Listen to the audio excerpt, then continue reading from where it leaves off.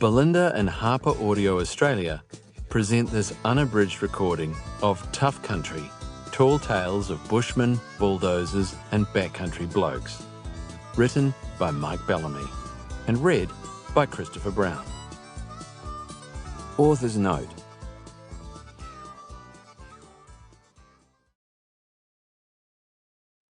Any resemblance to real people is perhaps not coincidental. However, names have been altered in the hope that no one is offended by these reminiscences.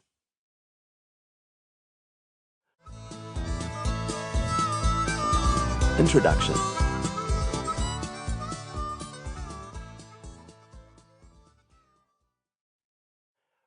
One morning we were having breakfast in the old farmhouse at Forsyth Downs Station. Minnie, her 4 kids and I were lined up along either side of the long table. Dad was sitting at the head of the table, peering out through the open porch door when his face lit up with glee. He'd spotted something outside on the grass. He had eyes like a hawk. "Grab my rifle, boy," he grinned. The gun was leaning up against the kitchen wall behind me. Puzzled, I leaned back on the wooden bench seat, picked up the rifle and handed it to Dad. Dad pulled back the bolt on the rifle. Click, click. It was ready for firing. He placed his elbows on the kitchen table to steady the rifle. Then he stopped, moved the salt and pepper shakers out of the way, and took aim again. "Bugger," he muttered. "Boy, move that box of cornflakes out of the way."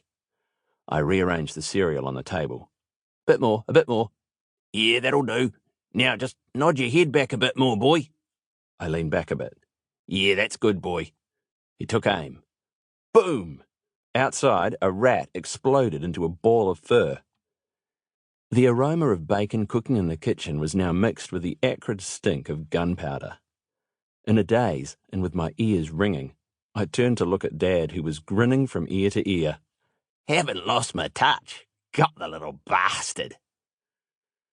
Putting down the rifle, he pulled out his tin full of pocket edition tobacco and rolled a smoke, lit it, and had a coughing fit while the smoke was jiggling up and down in his mouth. He finished with a bit of a snort and then hoed into his fried eggs and bacon. It was the mid-1970s, I was about 8, and I thought it was completely normal for your old man to pull out a high-powered deer hunting rifle and fire it through the kitchen door from the breakfast table. 1. Early days with my dad. My father was a wanderer who spent much of his life traversing that part of New Zealand from Hawke's Bay up to the far north.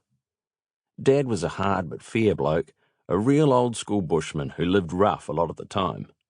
He was 34 when I was born. Mum booted him out when I was 5 and my brother Gaz was 9. After he left, I missed Dad terribly. While we stayed in Taupo, Dad moved around a lot, so I didn't see him much for the first couple of years. Then, when I was about 7, Mum decided I was old enough to spend a bit more time with him.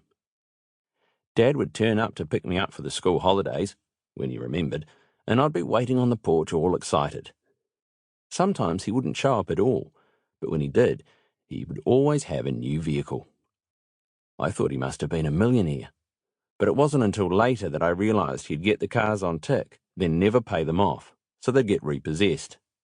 I hate to think how much money he lost over the years in paying deposits than getting the cars repoed. One day, Dad arrived to pick me up. I was inside the house and I heard him having a bit of a chat with Mum, or more like she was giving him a lecture. I caught the last bit of the conversation, which went something like, "And Barry, don't give Michael any more animal parts. A rabbit's tail is fine, I could even tolerate the sheep's skull, but I draw the line at deer's ears and feet. I found them a week later rotting in his school bag. Disgusting, Barry, absolutely disgusting." Dad protested. "The boy wanted them for a school project," while trying not to laugh. I didn't hear Mum's reply as Dad called out, "Ready, boys? Let's go." I ran outside and parked up in the driveway was a pale blue Chev Impala. It was absolutely huge, really long in the body, and it was easily the flashiest car I'd ever seen. I opened what I thought was the passenger door and started to climb in. Dad laughed. "Nah, boy, this is a funny car. The steering wheel is on this side. Hop round the other." Sample complete. Ready to continue?